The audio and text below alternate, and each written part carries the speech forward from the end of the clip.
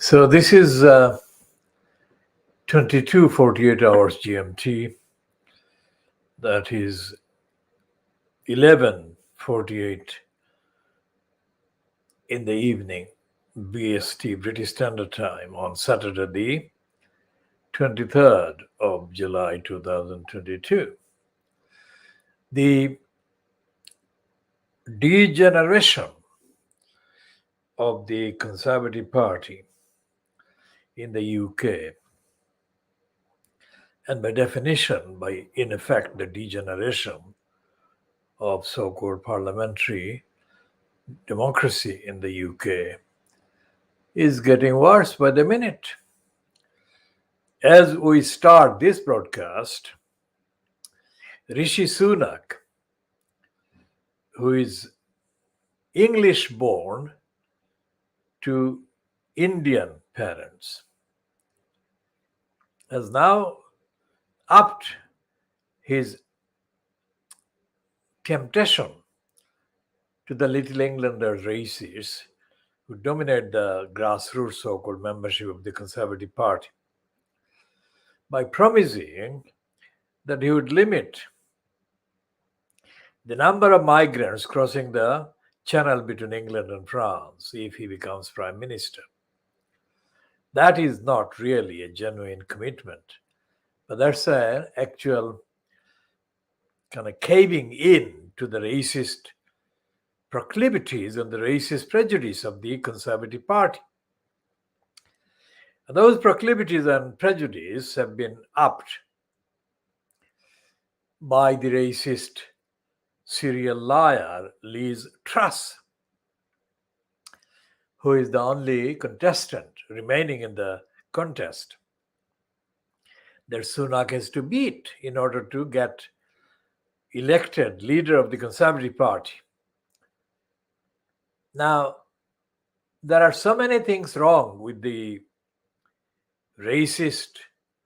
serial racist regime that the serial congenital liar Boris Johnson has fronted, that it would take many editions of this program to list the errors and the wrongs and the depravity and the corruption and the criminality and the illegality and the unconstitutionality of the Boris Johnson cabal and the depraved regime that he fronts.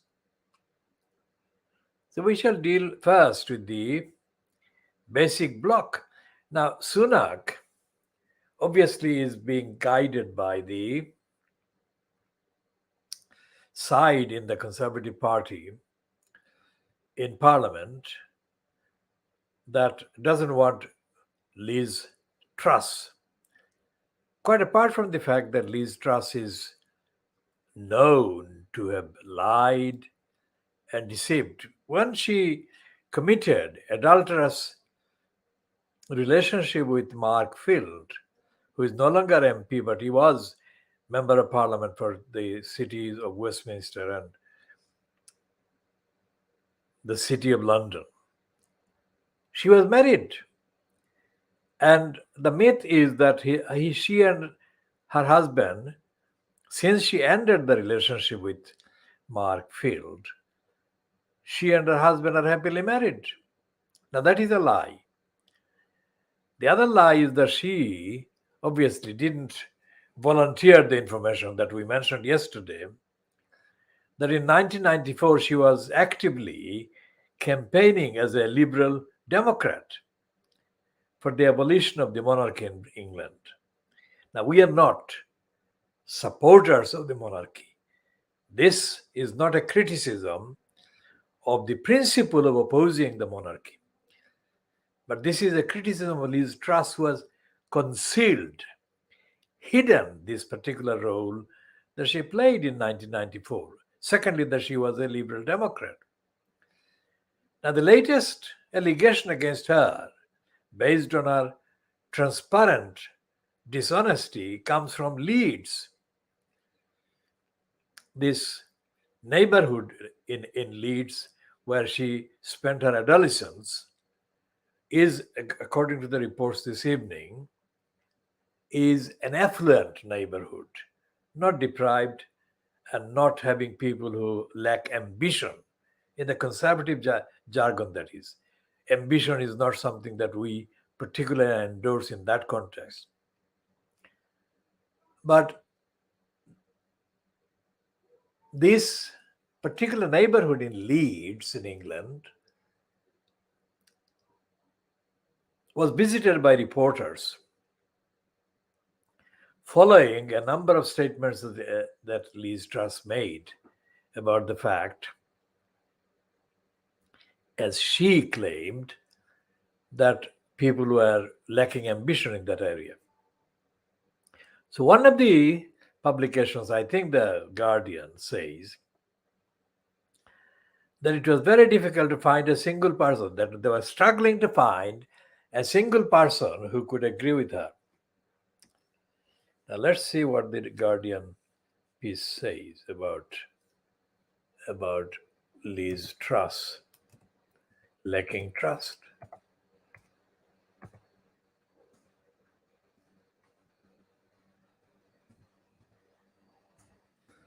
Is it the Guardian or the Daily Mail website?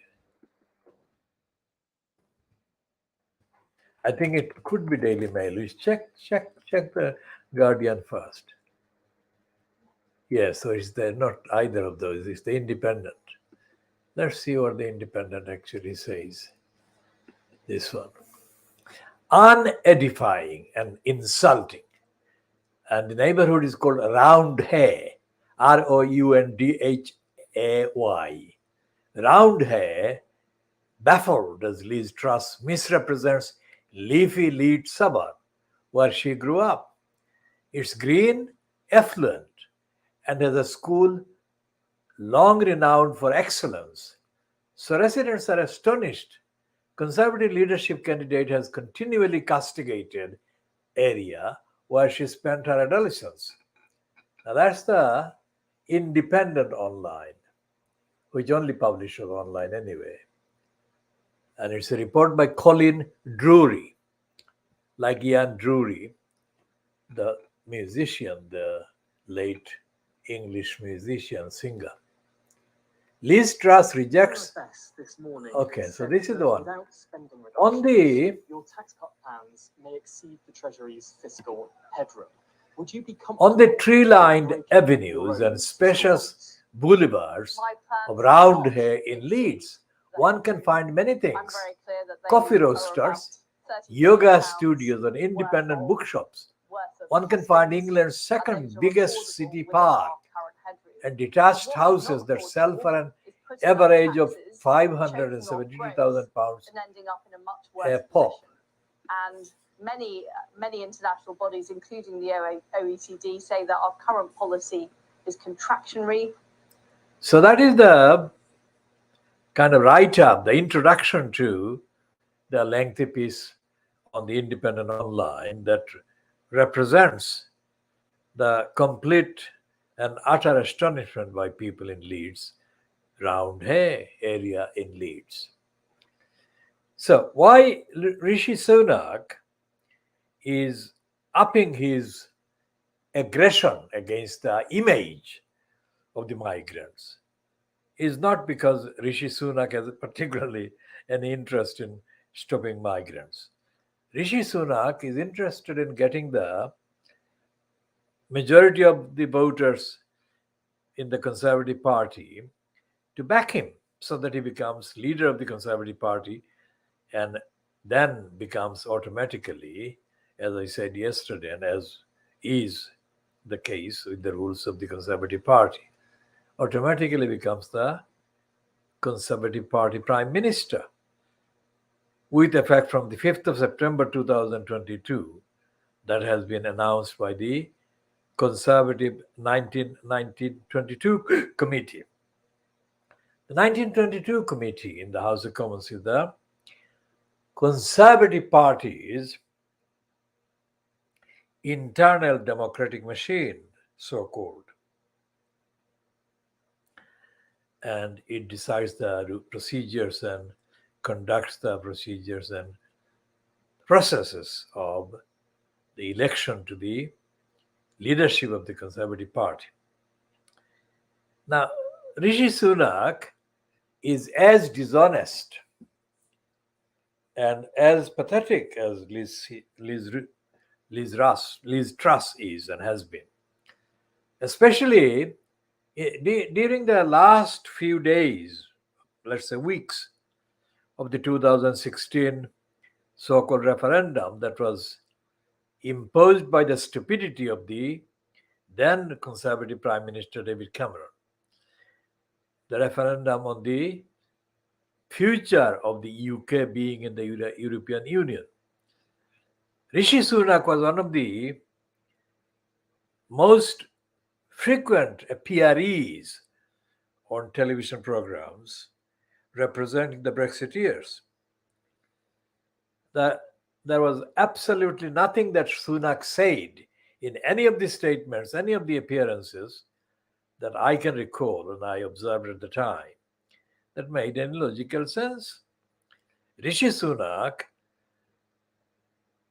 is an idiot because the Brexit thing is going to destroy the UK economy far more permanently and comprehensively than any of the media has acknowledged so far, although the media people know that Brexit is eating into the vitals of the UK economy within the context of the capitalist system.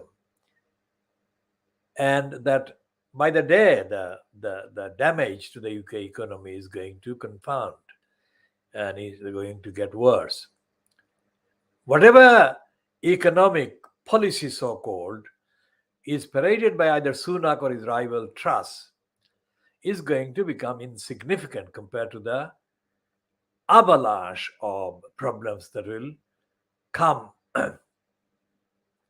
to affect the functioning and the quality and the stability of the UK economy, whatever it is, however it is defined.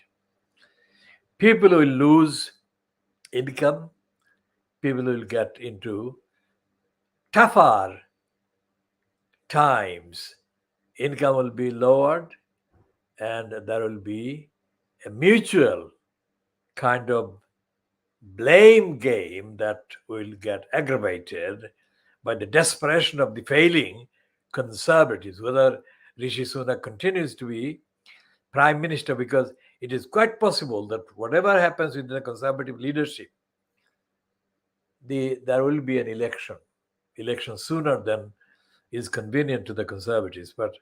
And the election is likely to produce a result of a defeated Conservative Party. Whether that means that the Starmer-fronted Labour Party will win the election is another matter, because it is possible that Starmer will not get an absolute majority and that the Liberal Democrats will play a part. And the Scottish National Party will also have significant numbers of MPs, because they will still have MPs because they are not separate yet, they are not independent yet from Westminster. So that is Rishi Sunak and Liz Truss. And our program has absolutely no confidence in Sunak, nor have we any confidence in Truss, nor indeed have we any confidence in the Liberal Democrats, nor do we have any confidence whatsoever in Keir Starmer. We discussed at length Keir Starmer yesterday.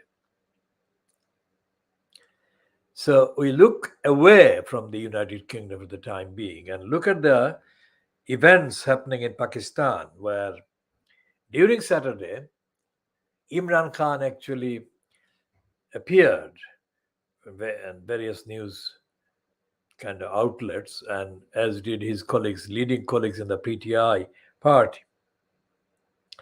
And they roundly condemned the behavior of the Punjab provincial government and, of course, the Pakistan central government. In particular, during Saturday's appearance, Imran Khan condemned Asif Ali Zardari Bimari. Asif Ali Zardari Bimari. Bimari is a word common to many of the languages, including the Siloti language, and it means sick, ill, and it rhymes with Zardari, Bimari. That is the trick why the cottoned on to the actual slogan word, Asif Ali Zardari Bimari. So Imran Khan said that during his 30 years of observation of Pakistan politics, he has noticed that Asif Ali Zardari has stolen Pakistan's resources. He robbed the Pakistan exchequer and has impoverished the country for 30 years. And again, common among the Hindi and the Urdu and the Siloti language, because Siloti language has got many vocabulary and structural commonality between Hindi and with Hindi and Urdu. Not Bengali, but the Siloti language has got many words in the vocabulary that are understandable, mutually understandable by speakers of Hindi and Urdu. So while in 1952, there was a statement or there was a kind of event in Dhaka, in then East Pakistan, where the police at that time, the Pakistan police, shot dead 4 protesters against the alleged statement by then late Muhammad Ali Jinnah, the Qaid-e-Azam, that Urdu and Urdu alone should be the state language of Pakistan. That is cited often now, that is since the end of 1971 publicly. Now that is the main reason why the movement for creating a East Pakistan as a Bangladesh, independent Bangladesh, separate from Pakistan, was actually founded. But that is an absolute myth. I have been active throughout all this time, and the language question that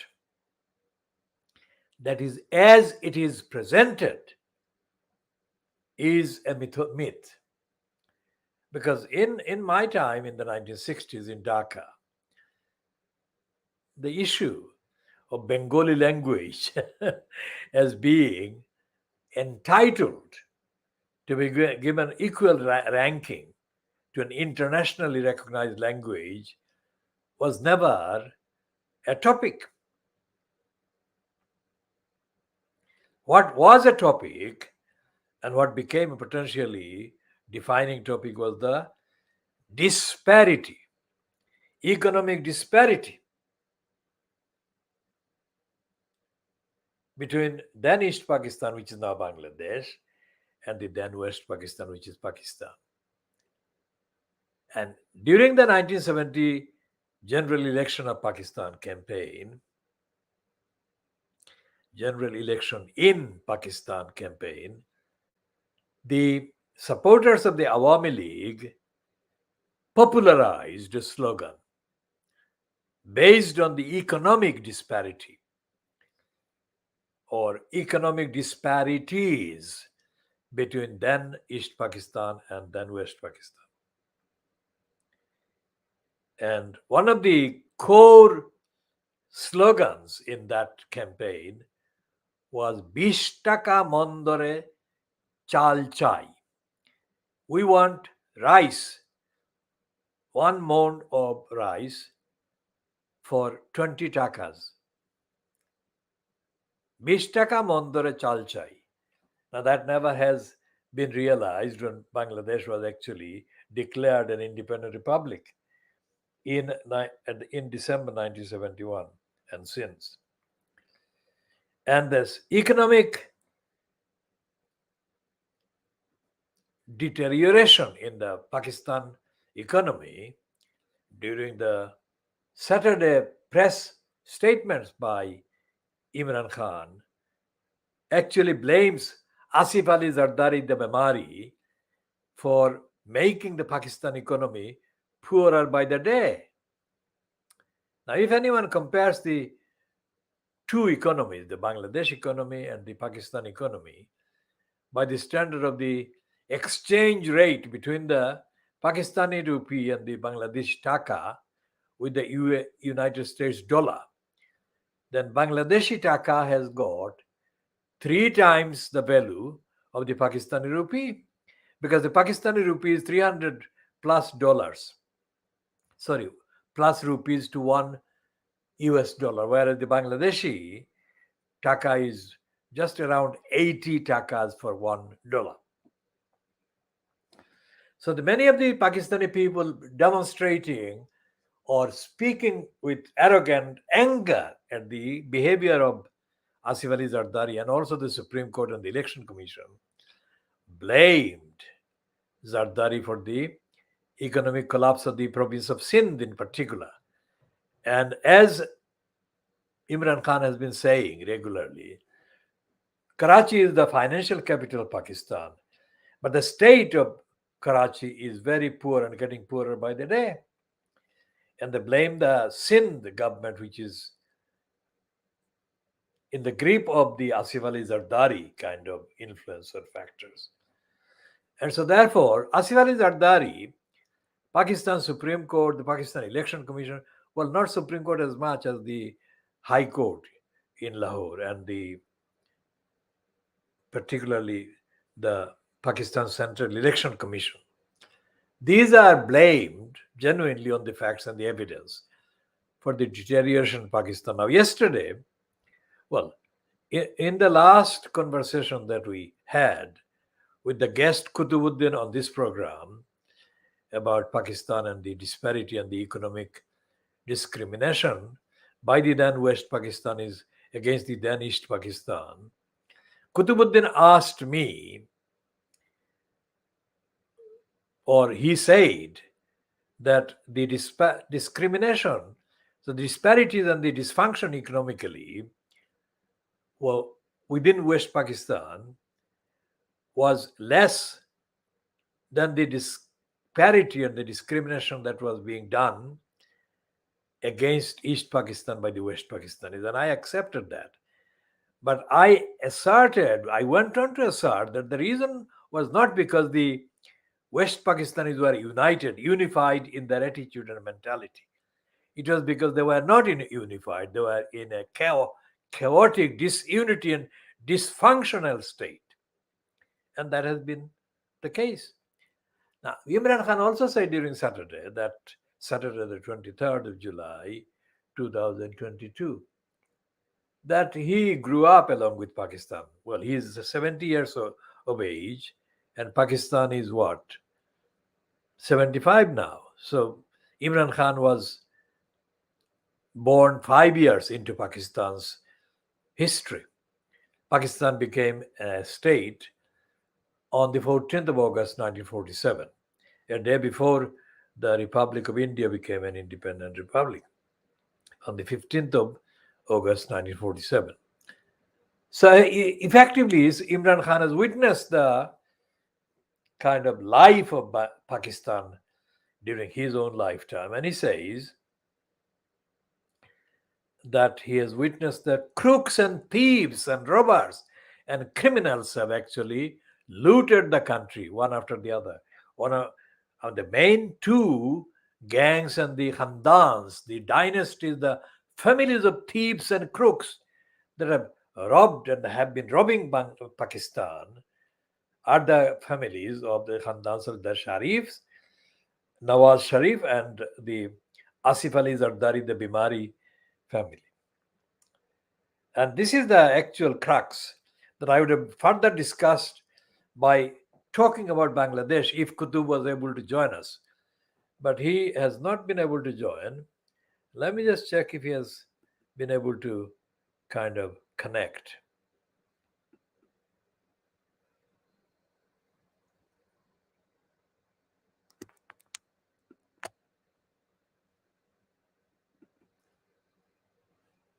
Now, it appears that he's not able to connect, but the point is that what Imran Khan has said, that for 70 years, he's 70 years old, so He has witnessed the country's deterioration, the country's kind of strangulation economically and in other ways at the hands of the crooks and thieves.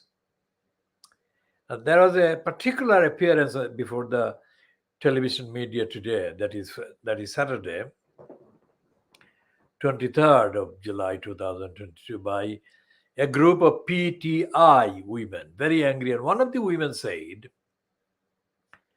that she was so angry that she would kill Zardari and his gang because there was shortages and poverty and hardship everywhere. Now we shall, of course, at another time discuss the details of the economic reality and profile of Pakistan, as well as doing that about Bangladesh and also about India. Now, of the three countries, India is, of course, numerically and geographically far bigger than even those two countries, that is Pakistan and Bangladesh put together. But inside India, there remain many states, Indian states or states in India, that are very much in the grip of poverty. What is called the Seven Sisters states. The seven states in the northeast of India, including Assam and Nagaland and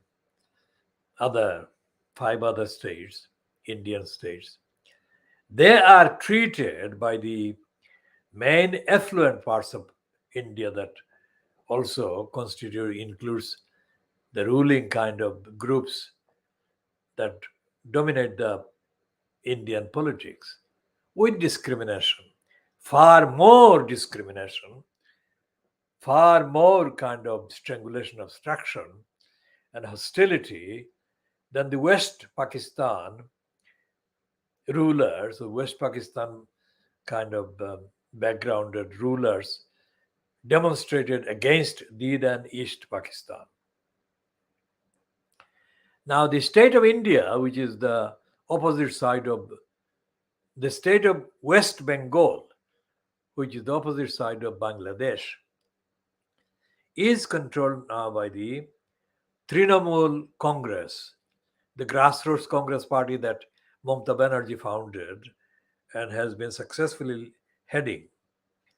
Now, as I said before, and as the facts actually support, Mamata Banerjee is the only politician in India, in power in any state, who has been consistently opposing the BJP, Shiv Sena, and the Hindutva-based regime of thugs that Modi personifies along with Amit Shah. These two thugs are only credibly condemned and opposed by Mamata Banerjee.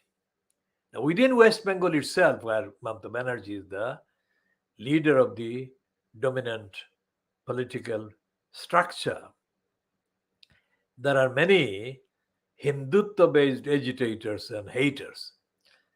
Now, back to Assam, where Modi imposed a anti-Muslim, anti-Bangladeshi kind of mechanism basing on the origins of the births of the people of Assam, and it's the National Register. Now, again, that is a very complicated kind of mechanism that will kind of require longer time for discussion for anyone viewing this than we have available in one edition of this program. Suffice to say that it was worse than the Hitler Nazis, and it is worse than Hitler's Nazi, any mechanism by the Nazis, short of the genocide. And it is Mamata Banerjee who has been the only significant single individual politician in India who has led the critique and the attack and the condemnation of the Hindutva thugs that control the federal government in India. significant, very significant, that it was Mamata Banerjee, the chief minister of West Bengal, not Hasina, the prime minister of Bangladesh, independent so-called, that actually opposed Modi and the BJP and the Hindutva attack on Bangladeshi identity. Because the Assamese people are not Bangladeshis. There are many people in Assam who have links with Bangladesh, and there are many people in Bangladesh who have links with India state of Assam, especially Silot, because Silot is part of Assam and Assam is part of Silot, let's say, in linguistic terms, in geographic terms, in terms of history and all the rest of it. Large chunks of Assam, or large numbers, millions of Assamese speak Siloti. Millions of Assamese people are Siloti people, Siloti speakers.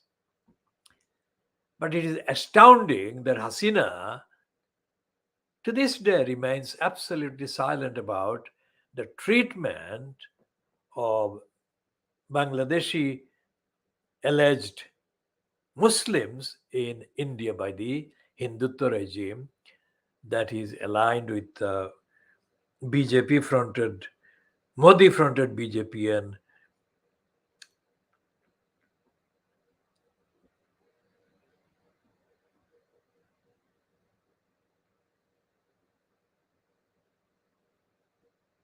his gang. We shall talk about that as well in due course, in detail, in another edition or in other editions. Because the attacks are continuing, whether there is flood or not. The attacks on the Muslims in Assam or the attacks on Assamese Muslims by the BJP supporting Hindutva, incited attackers has been continuing. And there has been no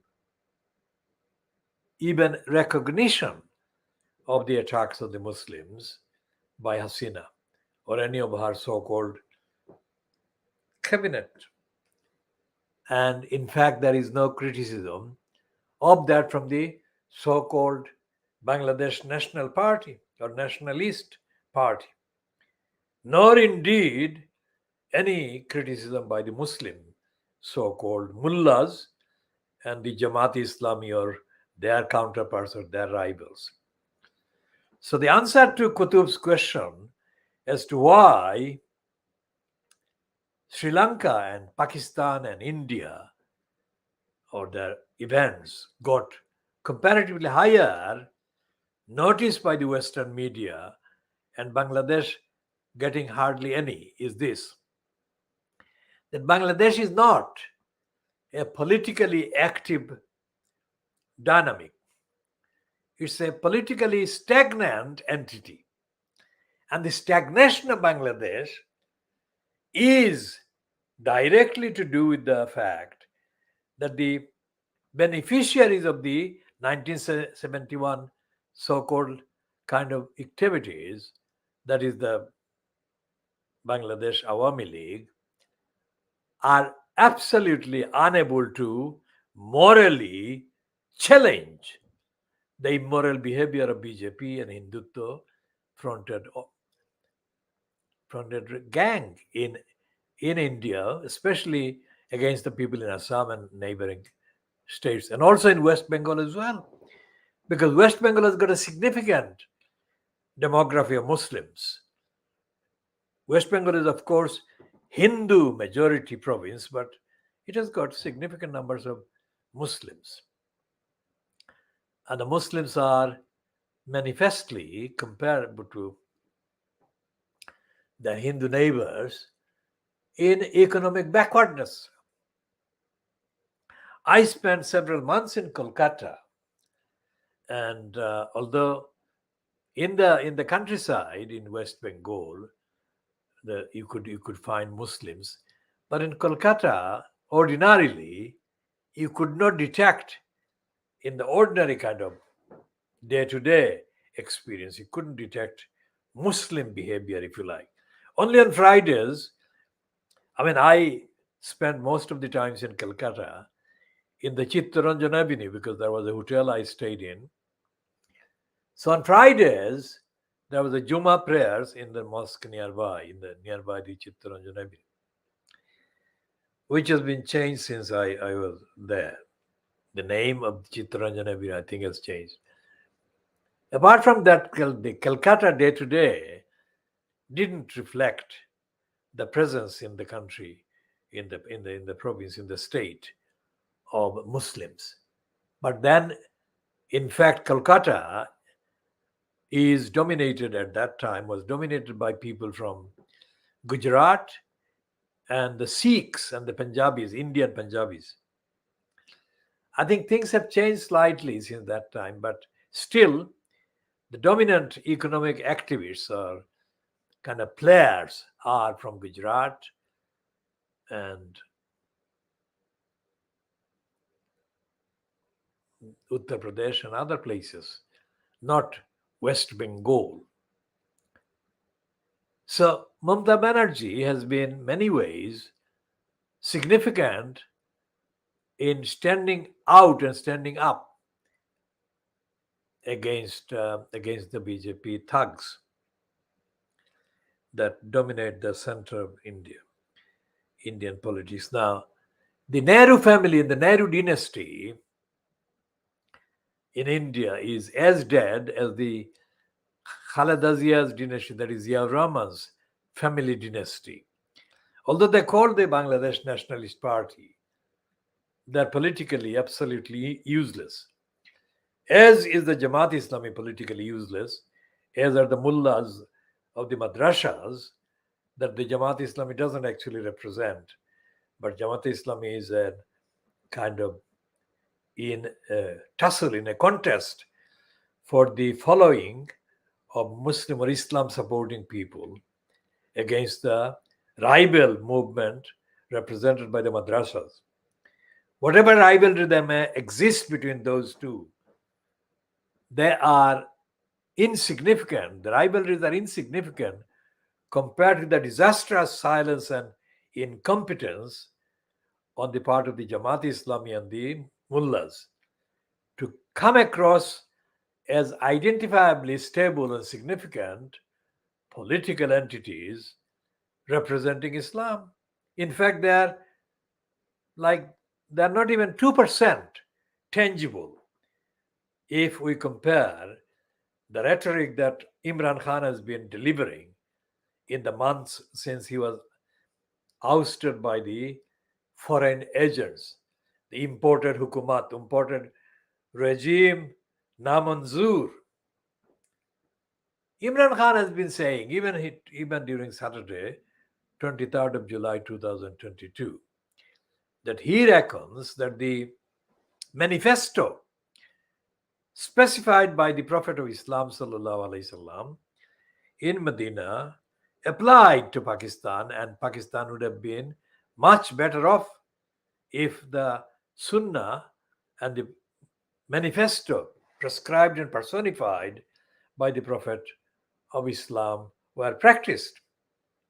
And he regularly cites the fact that the Prophet said, according to the paraphrasing by Imran Khan, that if you treat the poorer people with the harsh law against theft and corruption and criminality, and allow the thieves to hijack the law of the country that is applied harshly against the smaller thieves, then the big thieves will destroy the country.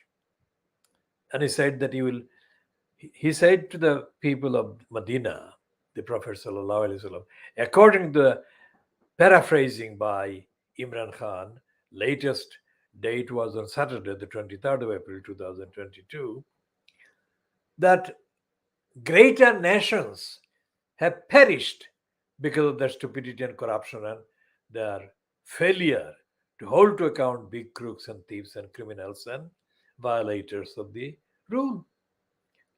So that is the general summary and update. And if Kutub was watching or is watching or will be watching this, hope he can understand the thematic continuation of the factual analysis that I have conducted in the last 40 minutes. So far about the discussion we had when Kutu was last on this program. So we come back to Tower Hamlets, the London Borough of Tower Hamlets, and we link Tower Hamlets with the city of Liverpool by creating the connection of the imposed corruption and criminality called the elected mayor. As we said before, not in this edition so far, but we're going to say this now, that the elected mayor post, the corrupt criminal post, the corrupting and the criminalizing post of elected mayor was inflicted, was foisted, was imposed on Tower Hamlets effective October 2010. And the incumbent at that time in that corrupt criminal post was Lutfur Rahman. Liverpool imposed the mayor system 2 years later.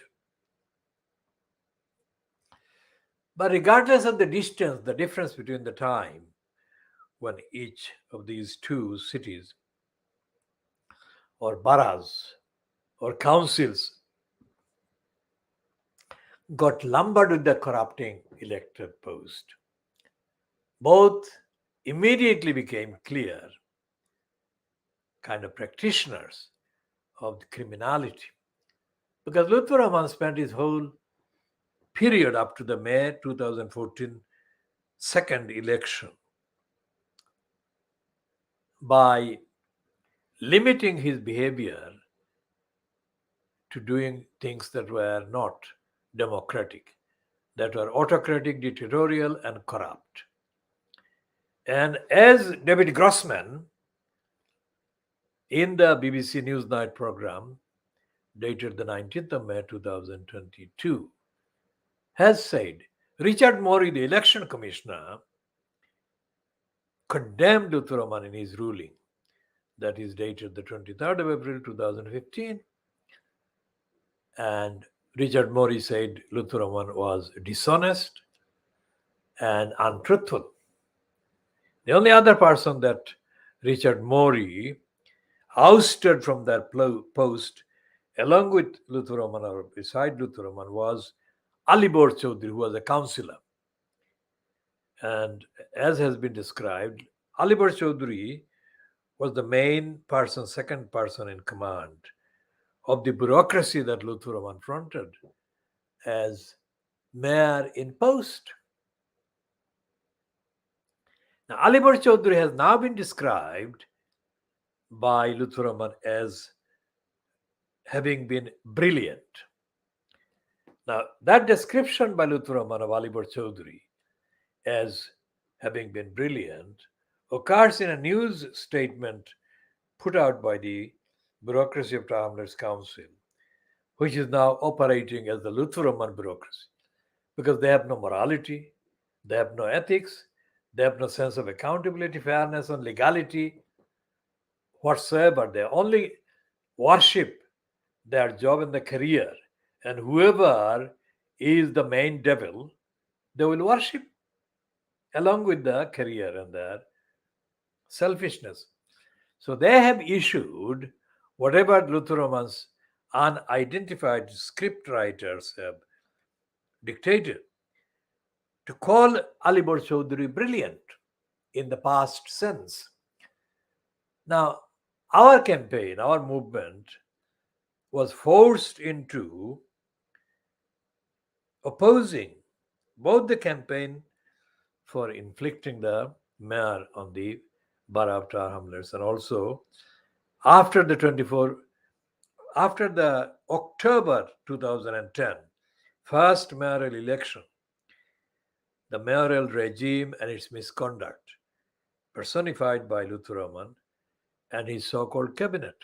Alibor Chaudhry was a cabinet member, as were the others, but whoever else was there as a token, not there as an equal, not there as an effective democratic participant in the behavior of the incumbent in the post of the corrupt post of the mayor, namely Lutfur Rahman.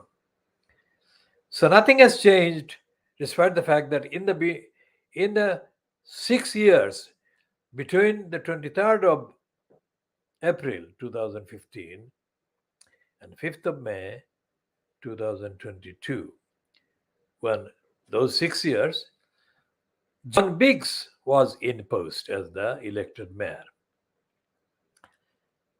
The only difference was that John Biggs was doing his kind of wrongs with his agenda to appease the people that in the electorate he considered to be his supporters. And those supporters, John Biggs actually counted as being kind of inspired, prompted by the fact that they hated or they were prejudiced against, biased against the Bangladeshis. So that's the only difference. Whereas Lutfur Rahman, in the tradition of the Lilliputians, is less subtle than John Biggs. And therefore, that distinction between the subtlety of the racist John Biggs and the unsubtle Lilliputian style of Lutfur Rahman was noticed and exploited by Richard Morey in his observation of the evidence that was presented to him before he ruled on the 23rd of April 2015. So, Richard Morey was extensive in his condemnation of Lutfur Rahman as dishonest. Hello, come back later. I'm busy.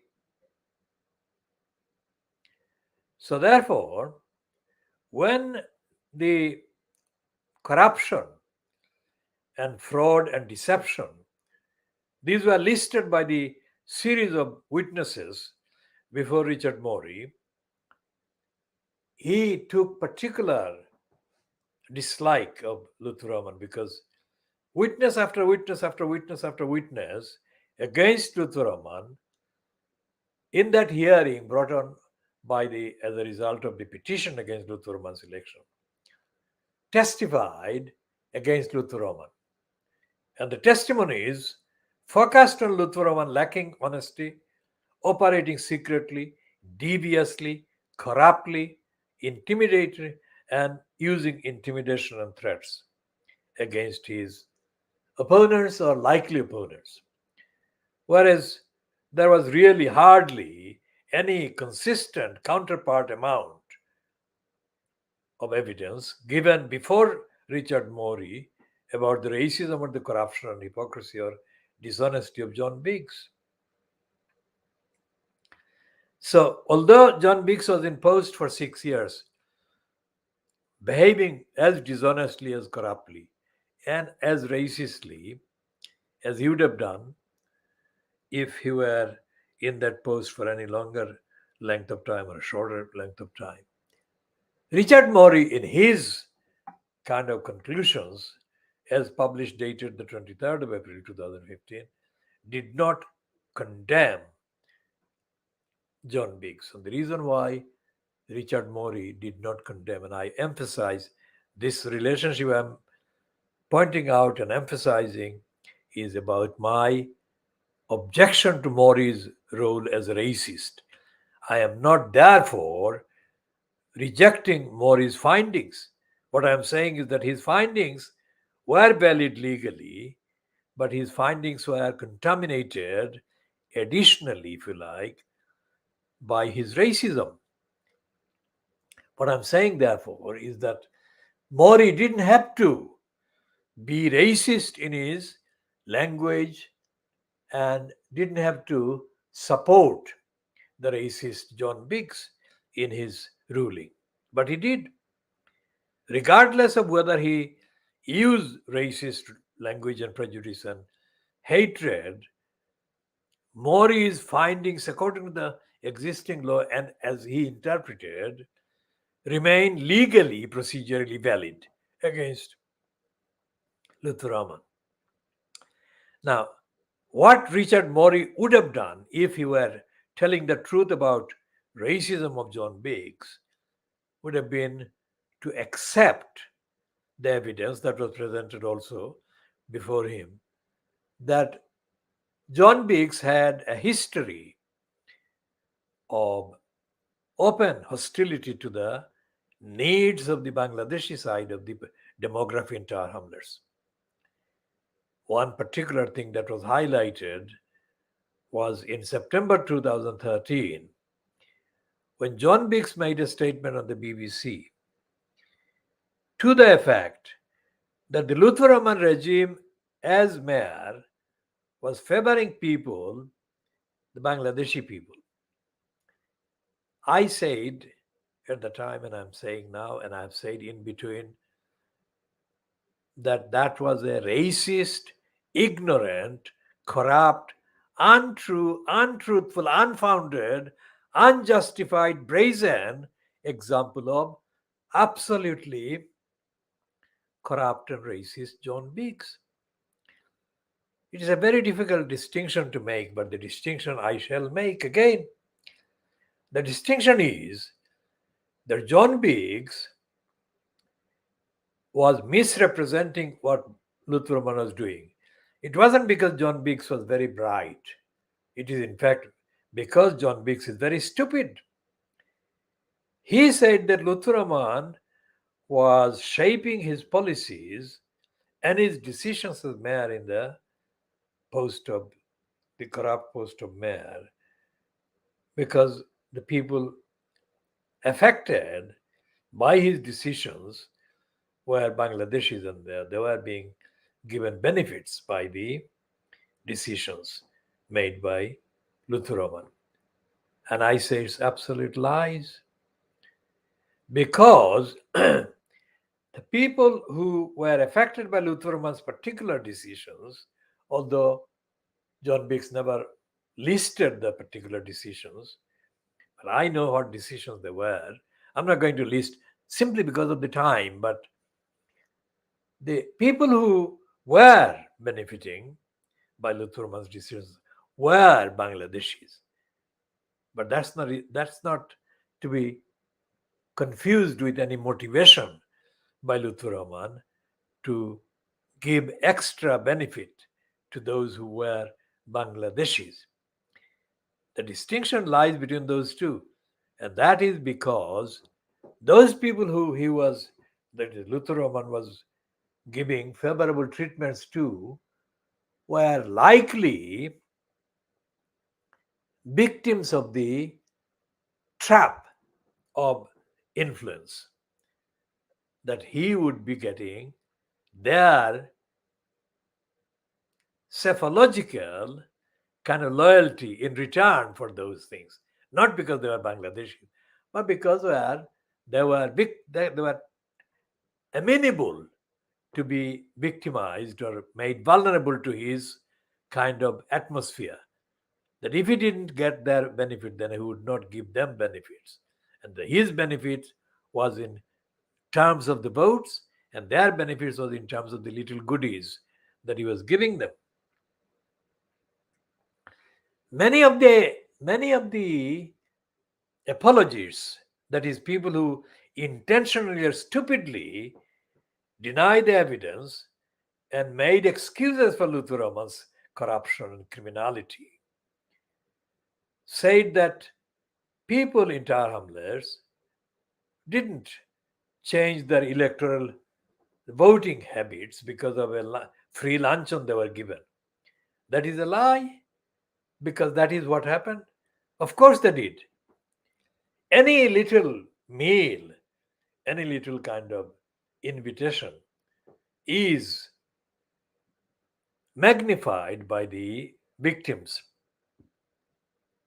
who are trapped in that appearance of being done favors to, as has been featured in the South Indian film called Election, featuring Malashi as the election commissioner in Karnataka. and she fought some of the crooks in the film, led by the actor Pradeep Rawat. Pradeep Rawat featured in several episodes, several frames, incidents in that film. And that is where one of the incidents happened where the Pradeep Rawat camp was feeding the people gathered in a location.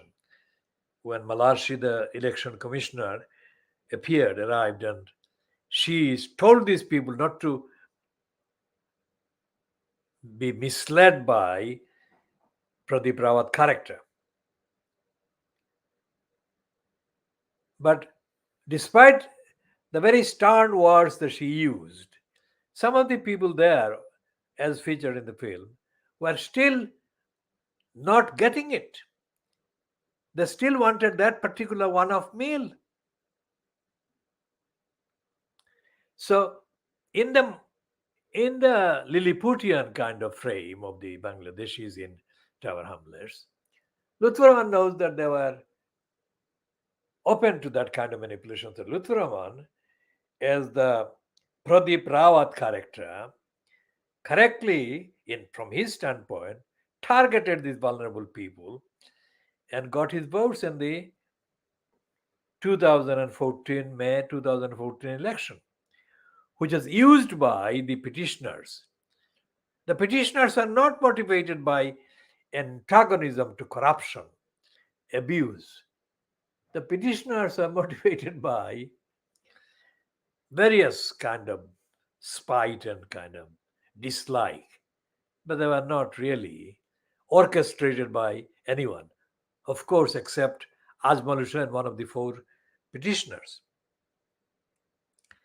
Now, I have said since 23rd of April 2015 that none of these four petitioners against alleged corruption of Lutfur Rahman has done anything to follow up the Richard Morey ruling and to continue to oppose corruption in Tower Hamlets Council.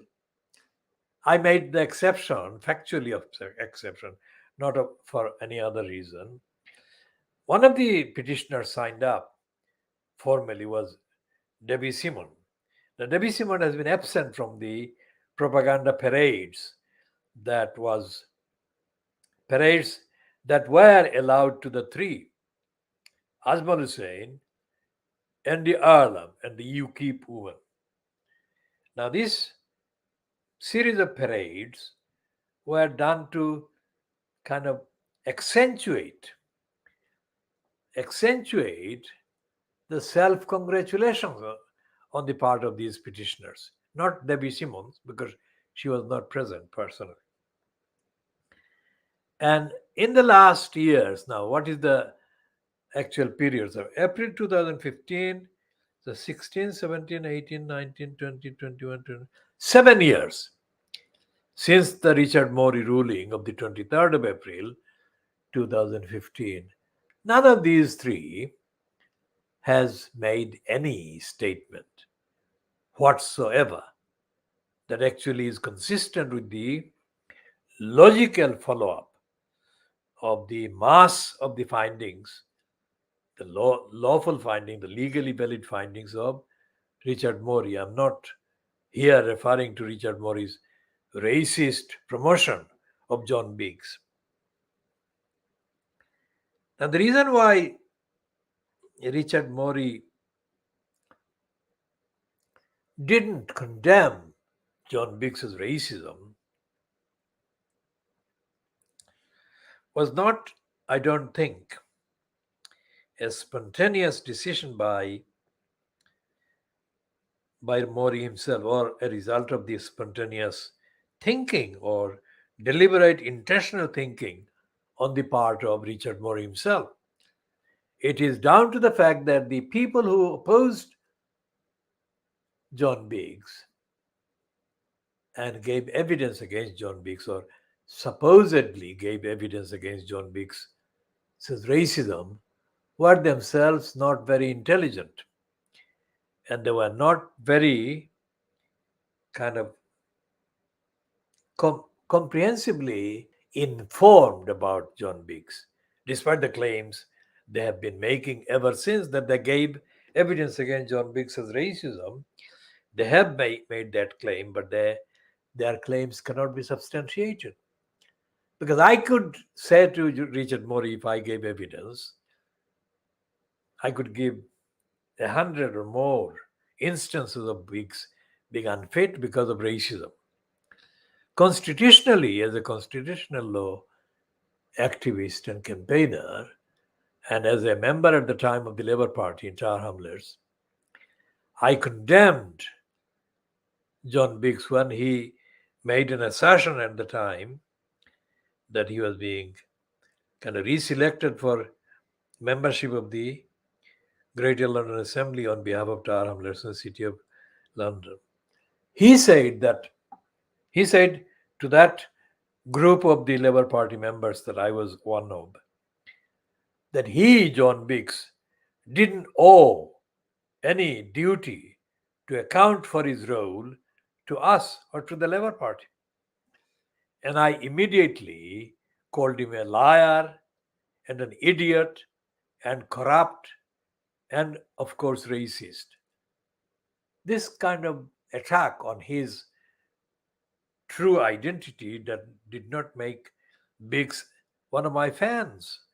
Now, I'm not motivated by that.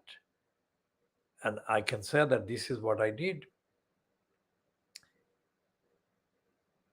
Now, that is undeniable evidence of John Biggs' unsuitability, not only as a racist, but as a legitimate and as a claimant to legitimate nomination by the Labour Party to become again the Labour Party's candidate for election to the Greater London Assembly. Nobody has scrutinized Biggs as I have done. Nobody has scrutinized other racists in Tower Hamlets as I have done. But I am not part of the Lilliputians. So therefore, my evidence is not part of the Lilliputians' evidence. And the Lilliputians' evidence remains kind of complicit, with the career options and priorities of the corrupt racist likes of John Biggs, which is what happened during the 6 years. June 2015 up to 5th of May 2022. John Biggs became elected mayor on the 11th of June 2015. And he got defeated on the 5th of May 2022. During that time, during that period, there was a John Biggs following list of Bangladeshi origin, Bangladeshi descended councillors in Tower Hamlets Council. So many things went wrong under Biggs's corrupt mayoralty, but not one of the Bangladeshi councillors raised any objections against John Biggs.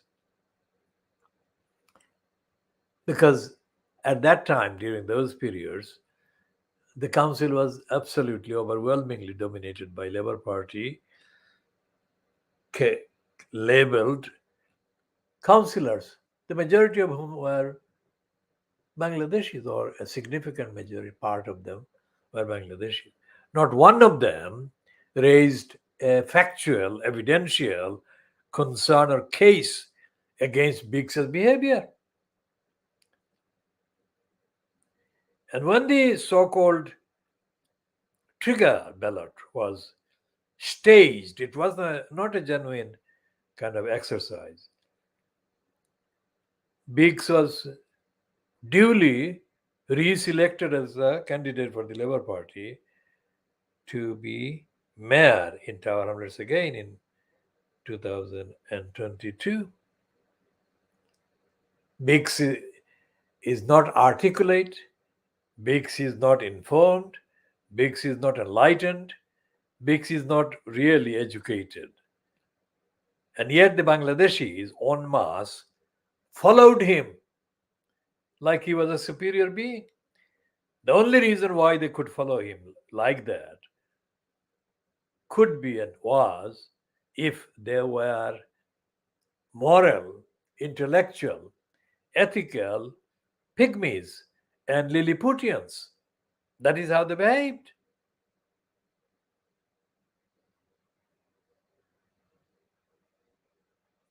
Now, among the races on the British left that have been kind of resurfacing about Tower Hamlets, we have discussed before, but this bears discussing. This is so important. We'll go to Liverpool in a minute, but if we don't go to Liverpool in a minute because of technical reasons, and if the program has to be concluded or terminated sooner, earlier than I planned, then we shall continue the debate and discussion analysis in the next available edition. For technical reasons, I can't give a guaranteed statement that the next edition will be broadcast on the calendar day, the date after today. And what is happening? This is the Greenwich Mean Time, which is 23:54 Greenwich Mean Time. There are 6 minutes to Sunday in Greenwich Mean Time context. British Standard Time, it is already Sunday, the 24th of July, 2022.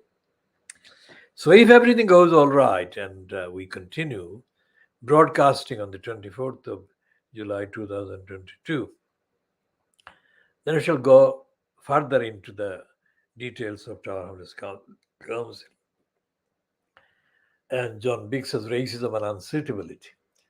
In the context of the white left patrons of Lutheraman, they surface because they know that Lutheraman behaves dishonestly and he rewards crooks and criminals that he knows would give him benefits.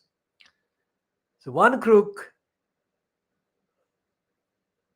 belongs to the Guardian, and he is no longer with the Guardian, and the other crook who is Ken Livingston Livingston. And I'm waiting for the time when Lutheraman, now installed again at the post of the corrupt mayor, finds an excuse to relaunch the subsidiary career of Ken Livingston Livingston at the expense of Tower Hamlets. And I suspect that Lutheraman is plotting, along with very active promptings from the convinced criminal Ken Livingston Livingston, when he will open the new town hall on the site of the former Royal London Hospital in Whitechapel. Ken Livingston Livingston will feature as a big image in the opening of that whole thing. And Ken Livingston Livingston will be given disproportionately lengthy and long and heavy credits by Lutheraman, or in the name of Lutheraman. Apart from the fact that Ken Livingston Livingston, so far as I can see, has not been named yet by Lutheraman as one of his consultants in the current regime.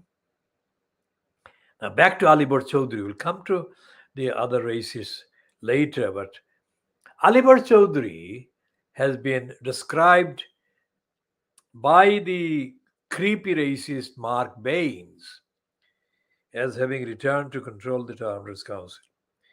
By that, the creepy racist Mark Baines means the Lutheraman has appointed Alibor Chaudhry as the de facto controller of the so-called mayor's office. Now, Alibor Chaudhry was in contact with me for the entire period from October 2010 up to the de facto end of Lutheraman's reign in the post before the Richard Morey ruling hit him. Alibar Chaudhry was in contact with me not because he wanted to be in contact with me, but because so many wrongs and untruths and lies were being perpetrated by Lutfur Rahman that I had to address every single lie, untruth, and corruption by Lutfur Rahman at the time. And Lutfur Rahman never had and never will have the morality, the courage, the integrity, or the knowledge to face up to the facts of his misconduct. So what he did was to put Alibar Chaudhry as his representative to try to take me off the case. Lutfur Rahman is an ungrateful, corrupt, dishonest, insulting, ignorant, ingrate.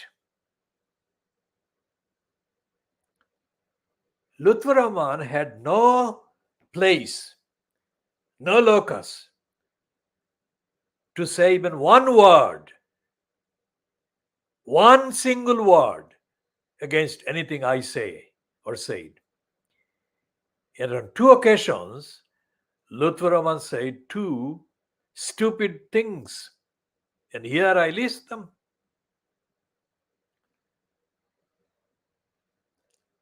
He said on the 7th of September 2013 at a so-called press conference held in the so-called mayor's parlor in Tower Hamlets that journalists should be allowed to ask questions. By that he was meaning me, both for and against. Because one of his white racist leftists present there said something stupid and ignorant, and I had to correct that. And Lutfur Rahman abruptly interrupted me. Even if the interruption didn't last more than a few seconds, Lutfur Rahman should never have interrupted me. And second time was during the Ramadan period sequentially, chronologically, it was the first time at the Water Lily Center. Outside the Water Lily Center, I stood there with my camera and I was filming. And when it was iftar time, I was breaking fast outside, not inside where the Lutfur Rahman targeted people were gathered. So somebody came to me. Who was it? Alibar Chaudhry. And earnestly, Alibar Chaudhry never behaved with me in the insulting way that Lutfur Rahman did. Alibar Chaudhry came and said, Bhai Sahab, apne bhitre aayog kya? So because of the way that Alibar was urging me to go inside, I decided to go and give it a try. Not because I wanted to in any way break my principle and take part in eating anything that Lutfur Rahman or any of his kind of gang were to offer me.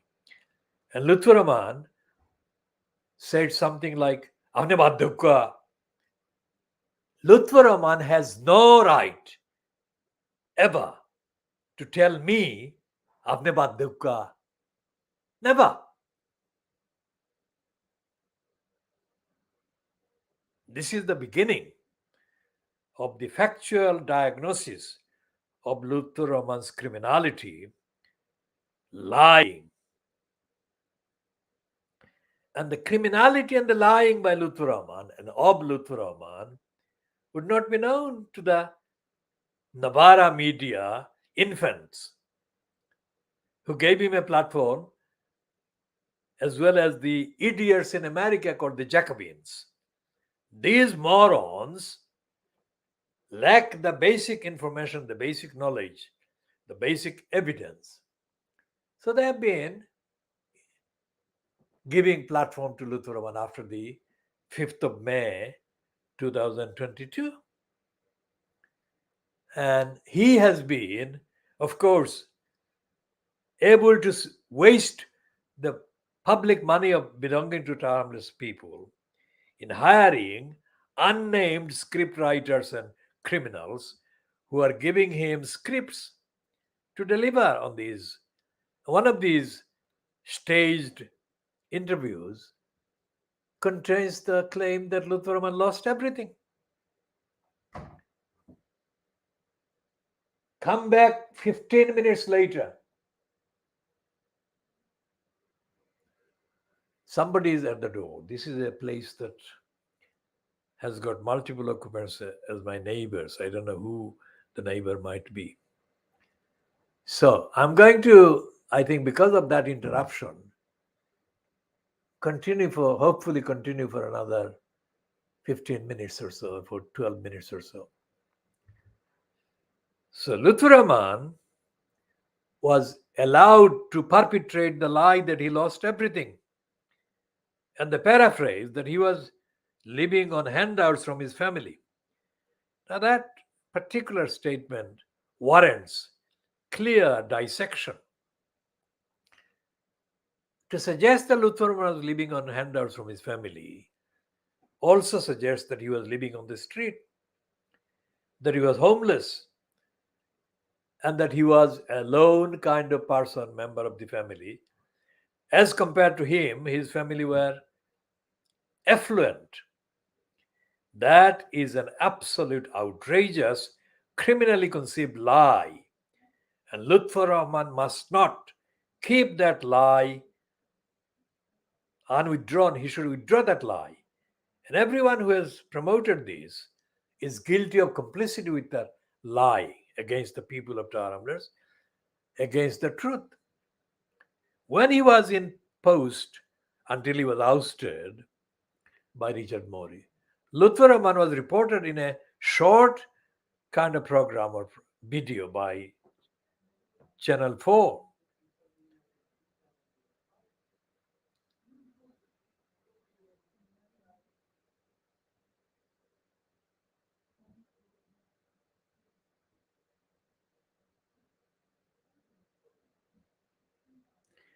That he used the publicly paid for kind of taxi or car to transport his laundry a few hundred yards from his house, which is off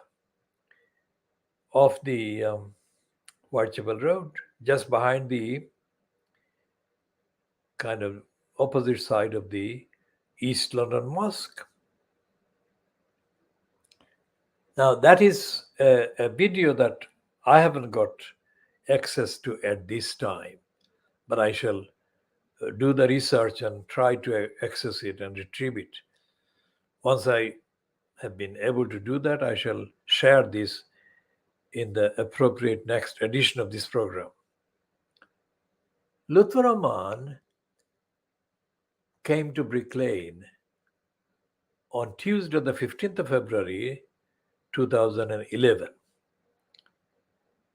And he came in a taxi, metered taxi, or a minicab that was behaving, the driver was behaving as if he were on a meter. And Lutfur Rahman spent more than an hour at an event held at the HEBA, H-E-B-A, HEBA premises at 164 Brick Lane, London E1 6RU. While he was doing that, I was outside in the Brick Lane itself, I was outside because if I went in there and was to leave the event after he left, I would not be able to capture Lutfur Rahman and his gang on camera, which I was able to do. The 3 minutes or so of the film that I recorded has been partly online on YouTube ever since. And in that film, in that video, Lutfur Rahman is seen walking towards the camera, towards me, and he's accompanied by one criminal on the right side and one criminal on the left side. Those criminals, the one criminal on the right side, I will not name now because naming him without explaining his criminality in due length would not be fair, would not be correct. So I'll not name him in this edition, but I will name him in subsequent edition. I've named him before, but I shall name him more extensively as part of the new analysis of the behavior, the corrupt, criminal, lying behavior of Lutfur Rahman that I have started today or in this edition. On his left was Aman Dalvi. Now, Dalvi is spelled Dalvi. That is actually a distortion, anglicized distortion of Dahlavi. This Aman Dalvi is a descendant of somebody from Delhi. Whether he was himself born and brought up in Delhi is not clear, but he makes a connection with Delhi, and Dahlavi is the one a resident of Delhi. Now, this Aman Dalvi and the other criminal stayed outside, but Aman Dalvi and Lutfur Rahman went back into the car, and the other criminal on the right kind of bade them farewell. Now, that time that the car waited must have the meter must have rocketed to hundreds of pounds. Now, that is not the behavior of somebody responsible or sensitive about public money that they are wasting. And it's not something that is a part of the character of Lutfur Rahman, that he would show respect to the resources that belong to the local public. And many items of abuse of the mayoral car or the mayoral vehicle or the mayoral allowance, etc., were published by Ted Jury, especially Ted Jury during the tenure of Lutfur Rahman before the 2014 mayoral election corruption happened. So Lutfur Rahman abused his post before the corruption happened, and Lutfur Rahman did abuse that, despite the fact that Tower Hamlets was and remains one of the boroughs in England which has the highest proportion, highest numbers of people in poverty, in low income, and in hunger. Many of the people are in hunger, and people can't sort of feed their children properly, clothe their children properly. Tower Hamlets Council has got huge reserves while these people are in hunger and poverty. So the main issues that Lutfur Rahman gave Alibar Chaudhry to kind of fob me off about were to do with the corruption and criminality and dishonesty and lying by Lutfur Rahman himself in his decisions and by the cabal that he was fronting in the first term, if you like, the October 2010 until May 2014 term. I had regular contacts with about 5 or 6 employees in Tower Hamlets Council And all the contacts that I had were forced by the behavior of Luther Rahman and his regime of liars and deniers and crooks and criminals. Luther Rahman was introduced to me sometime in 1980 as a teenager by my then ex-students, whom I taught for 7 years in the unique university that I created for the defense of the community. That unique university I shall elaborate on in due course another time. So Luther Rahman was introduced to me as a teenager who had joined the group called the Progressive Youth Organization.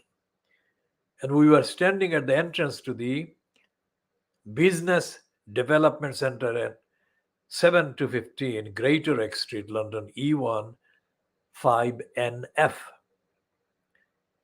So as a teenager, being introduced to the teacher, the ultimate teacher of his teachers, Luther was not able to, nor was he expected to, make any comments or any observation about me.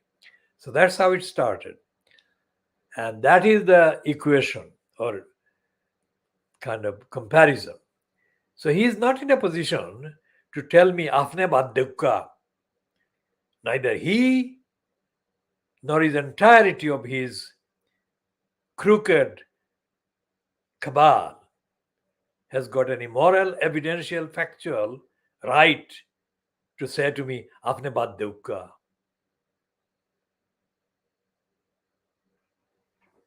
On the 22nd of October 2004, the KhoodeelaarTV campaign mounted the first street gathering against the role of the Town Council crooks in inviting the crossrail hole attack on the Brick Lane area.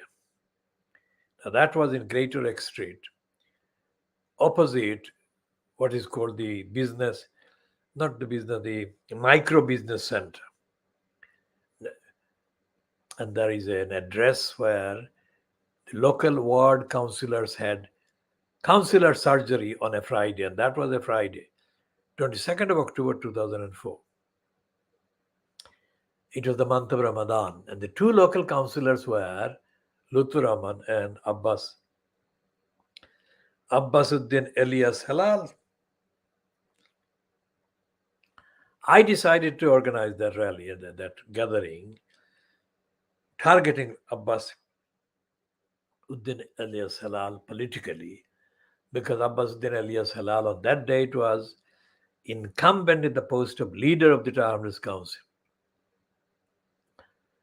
Luther was not leader. He was not holding any position that can be significantly remembered. He was just a newly elected councillor who had been recruited by Abbasuddin Elias Halal. So in the rally, we successfully denounced Abbasuddin Elias Halal and the council that he represented. And Luther Rahman was not there. And Luther Rahman never made any statement about the KhoodeelaarTV campaign, campaigning against the crossrail hole attack targeting Brick Lane. Now he, along with Abbasuddin Elias Halal, was a councillor for the very Brick Lane area that we were defending. And they had exposed the Brick Lane area to attacks by crossrail. So Luther Rahman has not been a socialist ever. He doesn't know the meaning of the word socialist. Luther Rahman was an empty vessel to be fed, to be stuffed, brainwashing things. And that's what has been happening.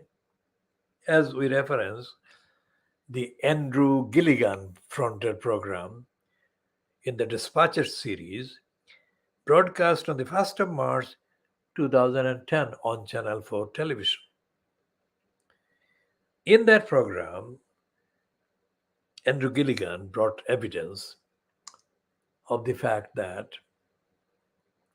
a group he called Islamic Forum Europe was plotting to impose the mayoral system on Tower Hamlets and then impose Lutfur Rahman as the mayor. Because, as the broadcast stated, Lutfur Rahman would be their instrument to use.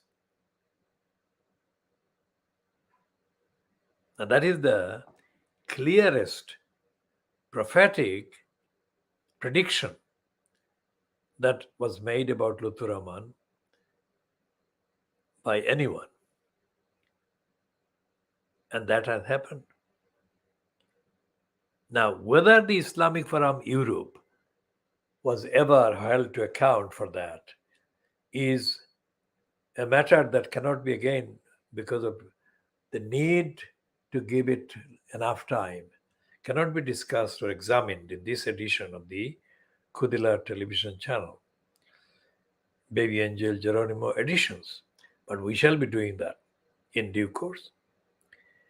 Now, as you will be noticing, if you watch again what I've been saying, there has been connection with Liverpool City Council, connection with the corrupt agenda behind the imposition of the mayor system and the inflicting of Lutfur Rahman as part of the agenda of the plotters who wanted to impose him on the borough of Tower Hamlets. Everyone who makes any reference to collectively Tower Hamlets Council says that it is a borough, one of the most deprived. Earlier in the week that has gone, The Guardian published a piece by a woman described as an assistant opinion editor at The Guardian named Henrietta O'Brien. Henrietta O'Brien is the first one on The Guardian that I can recall that has written a piece about Lutfur Rahman but has not praised him. But although she has not praised him, she has actually ignored the evidence, and she had actually kind of extended the distortion of the evidence into our Hamlets in a different way. So we have posted on the KhoodeelaarTV Twitter account during Saturday or during Friday, whenever it was, preliminary criticism of Henrietta O'Brien. We shall do voluminous critique of that piece and of the role of the Guardian in due course. So we are talking about Liverpool City Council, which in the recent days has voted to scrap the elected mayor post. Now, there are various reasons for that. The fundamental central reason being that the mayor post has produced nothing but embarrassment, nothing but humiliation for the council, nothing but diversion of the resources, abuse of the position, especially by Joe Anderson, not Joe Abrams. Joe Abrams is a former Sutton councillor, father of, what's his name? Another Labour black activist. We shall be talking about Joe Abrams again about Tower Hamlets, because Joe Abrams, although he was a school teacher in Tower Hamlets and lived in South London, was appointed the mentor by one of the then wannabe political careerists, who shall remain nameless now because he didn't make a career, despite the fact that he tried to become something of an elected politician. Now, everyone who writes about Tower Hamlets or says anything about Tower Hamlets has to mention the fact that it is one of the boroughs that is most deprived in all of England. Now, that is it. That's it. They don't go into the actual reasons for Taram's remaining one of the most deprived boroughs. And that is because in the mainstream media and the subsidiary media, like the so called community journalism operated by the creepy racist like of Mark Baines, they are ignorant. They are basically ignorant. And secondly, those who are not ignorant but are aware of the basic facts and the reasons for the deprivation in Tower Hamlets have got political opportunism to maintain, which is like the Socialist Workers' Party and their likes.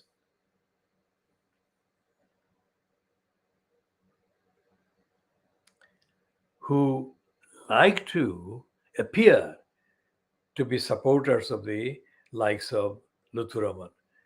Only when they want to exploit the likes of Lutheraman do they recognize that Lutheraman is a Muslim, is a Bangladeshi, and so on. And then they're in their stupidity, some of them, not these SWP wonkers, but some of their likes, their ilks degenerate their narrative into saying that he's a socialist.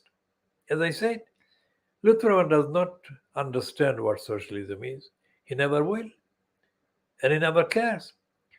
Now we are watching the return to the surface on the ground of some of the ethnicity linked so called news outlets that operated during Lutheraman's first term as a mayor. These are absolutely demonstrably corrupt and crooked themselves. There is a woman called, what's her name? There is a racist woman there are two racist women in the Lutheraman camp that were prepared to tell brazen lies in order to be included as his leaders. Because in an overwhelmingly Bangladeshi setting and a group of people, if there are two white people, you can't miss them. You can't ignore them. So one woman, a racist woman, is treated as intellectually superior by the Lilliputians. That would be obvious. She thinks that she is the author of some of the high standard of journalism pieces that she is kind of procuring for him. And the other one is a manipulator who wants to be known as one of the kind of influencers behind Lutheraman's return. Whatever their fantasies about themselves, they are being used by the gang that actually uses Lutheraman. And it goes on. All of these facts are absolutely absent from recognition by Richard Morey. And that is among the failings of Richard Morey's quote findings. Richard Morey spends about 80% of his ruling in showing various ways of kind of justification, like jurisprudence. Let's say he tries in the text, he tries to share that he kind of was following the letter and the spirit and the purpose of the law, that he was following in hearing the petition against Lutheraman. That is partly correct. But the amazing thing is that Lutheraman or his gang controlling him has never said a single thing that I'm saying here. single one of the things that I've said here in this edition.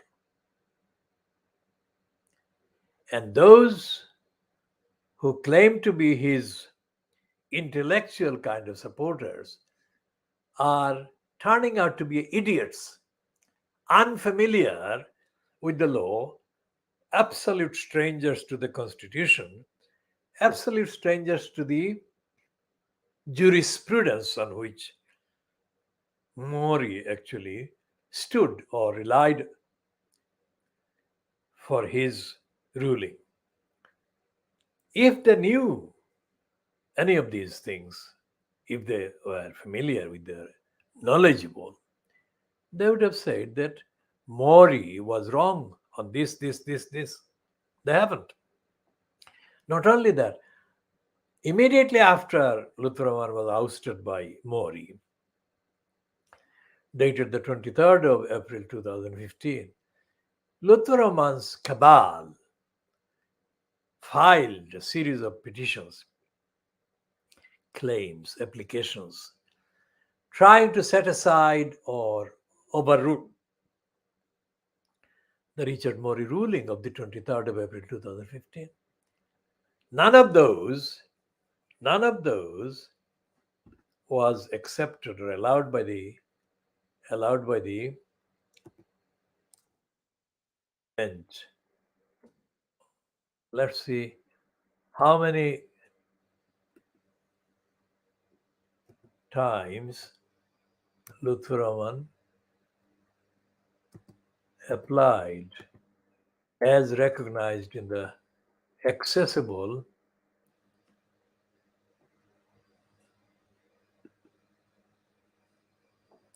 so there is the accessible list of cases. Now Bailey, the legal resource database, has got 14 items there and this search that include reference to the name Lutfur.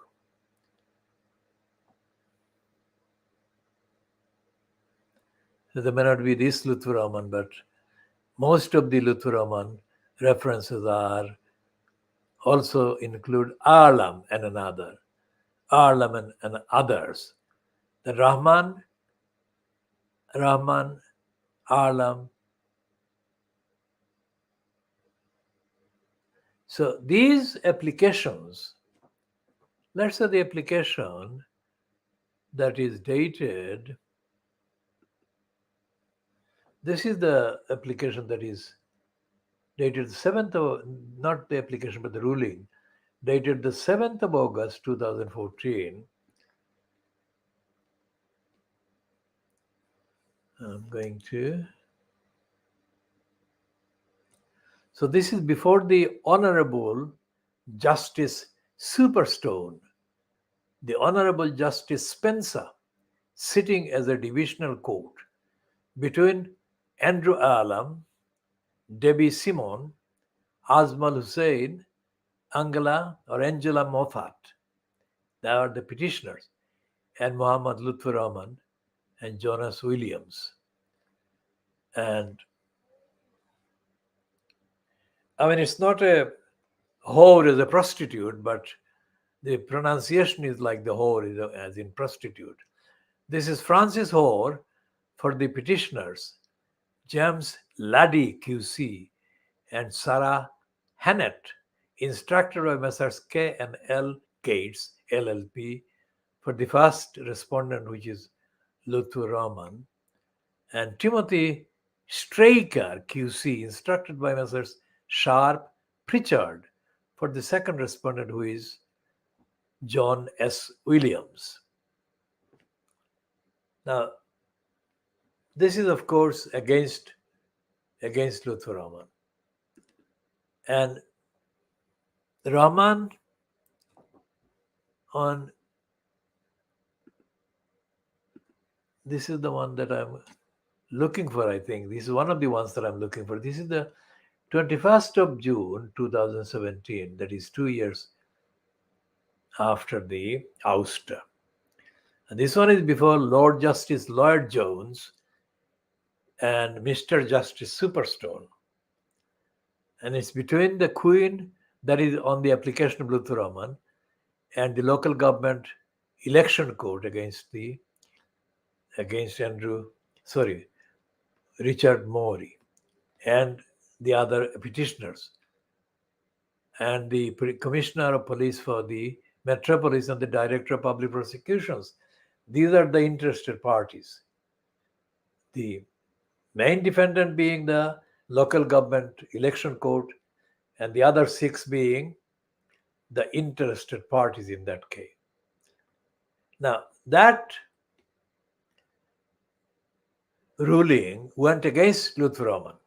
Substantial ruling went against Luther Rahman. So when the BBC Newsnight program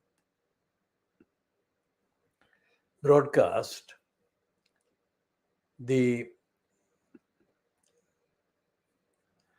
updated review, let's say, following the 5th of May 2022 election quote results, on the 19th of May 2022, it was fronted by David Grossman.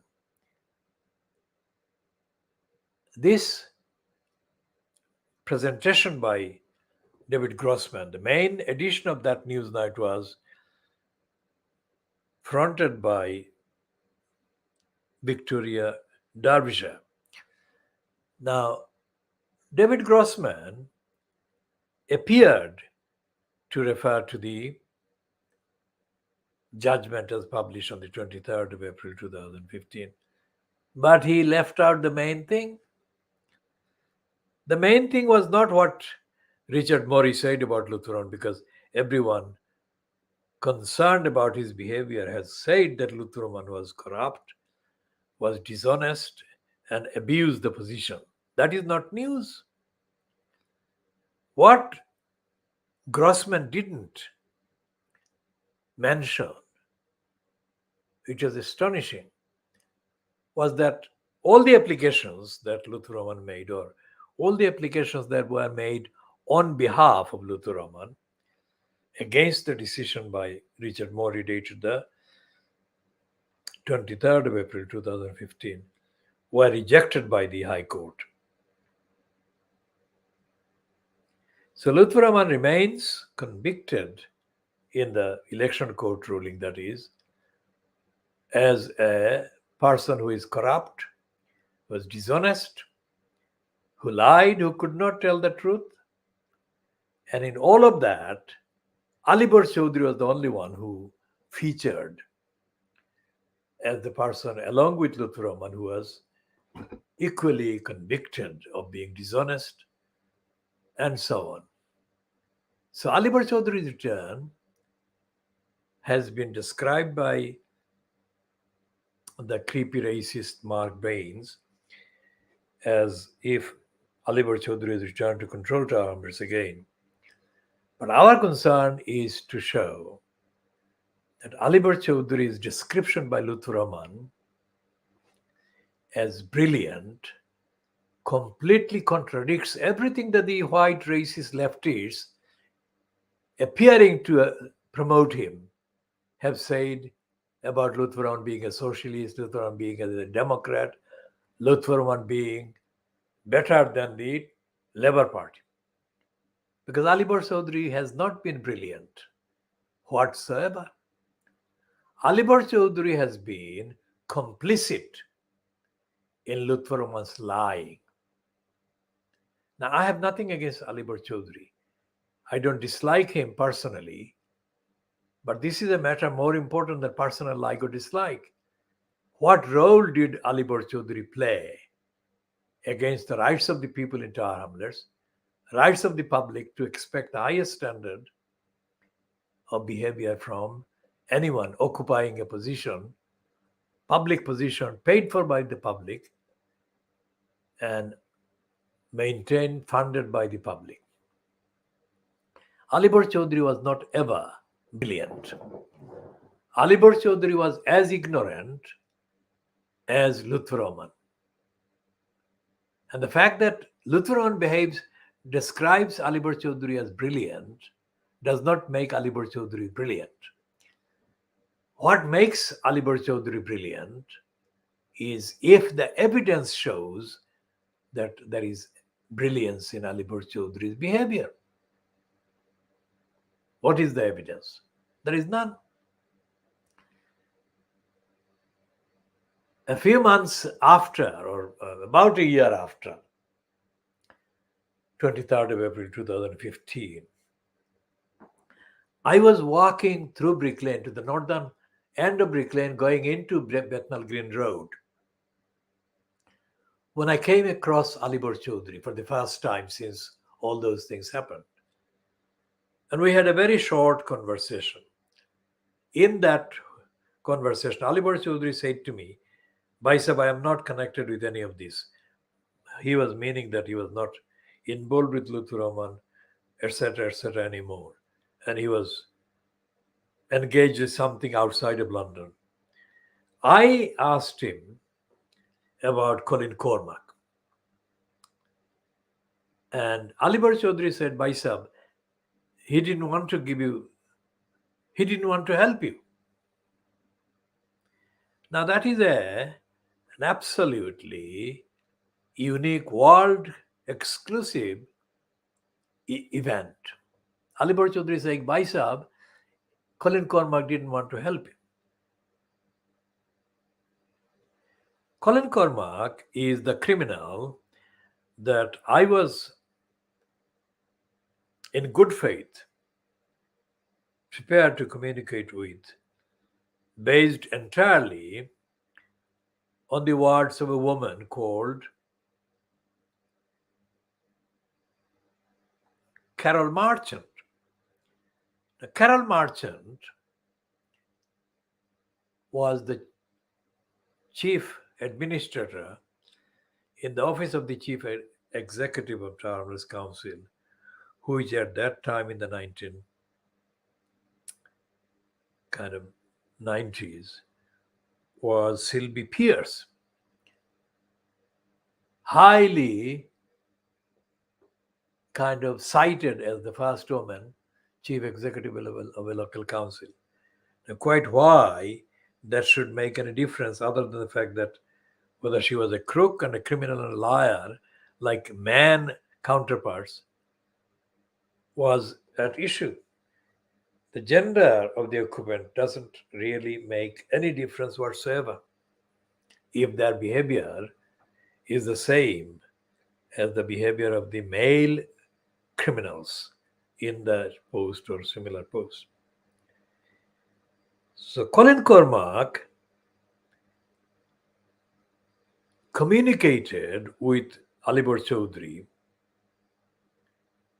during the period of, let's say,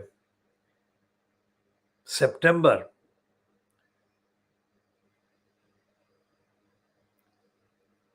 2011 up to the end of Lutfur Rahman's time. And what the subject matter of Colin Cormack's appearance in the list was about the council lying and the council's housing decision makers lying, serially lying for years on a single issue. But while I was dealing with Alibar Chaudhry as the intermediary appointed by Lutfur Rahman to communicate with me, to fend me off, I was doing that because of the demand that I was making every day for Lutfur Rahman to admit that Colin Cormack was lying, and for Lutfur Rahman to admit that he didn't have to leave anything to Colin Cormack. He, being the executive decision maker, was in possession of many options. He could exercise one of the options, and in a matter of seconds, he could resolve this problem that went on for all those years. And as it was dragging on, being dragged on by Lutfur Rahman, by Alibar Chaudhry, Alibar Chaudhry always defended Lutfur Rahman whenever I said that Lutfur is lying. That encounter or meeting, chance meeting in Brick Lane with Alibar Chaudhry and his admission that Bhai Sahab, he didn't want to help you. This was the first time and the only time Alibar Chaudhry told the truth about that.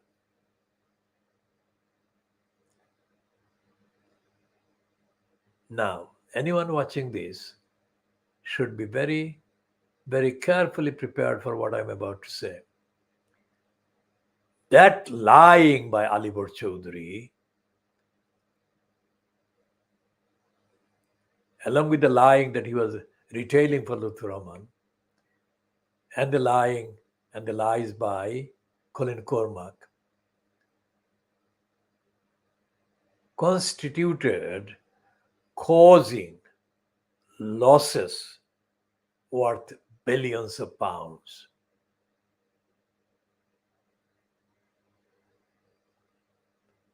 And that is what we shall be examining in detail, item by item, chapter by chapter, in due course on this program. So the criminals on the white racist and sub-racist left who say that Lutfur Rahman lost everything because he was ousted by Richard Morey have no idea about what they're talking about. Not even the conservative Hayward in the House of Peers. Hayward in the Daily Mail and other assorted conservative morons, they think that they have got it. They haven't got it. Because the gang and the gangsters behind Lutfur Rahman is or are based at the East London Mosque and the London Muslim Centre. Does it go as far back across to Saudi Arabia is something that is an obvious subject of investigation. But nobody has mentioned Saudi Arabia. But that is the thing. Because in the history of the East London Mosque, starting from the times when it was based near the Troxy in Commercial Road, the bureaucracy created by the imperialists enabled the inclusion of the ambassador to the UK of Saudi Arabia as being the deciding dictator in the main decision making. So when somebody as idiotic and racist as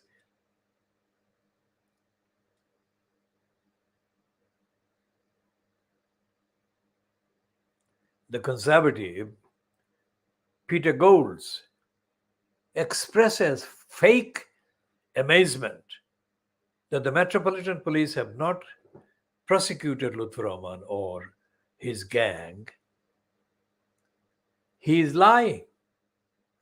Because he should know the actual sources of backing that Lutfur Rahman has been given by the forces that are not based at the East London Mosque, but who control the decision made by the stooges that are in the committee of the East London Mosque and the London Muslim Centre. It's the Saudi ambassador. Think about that. So we end this edition at midnight 48 hours approximately on Sunday the 24th of July 2022. 24th of July 2022.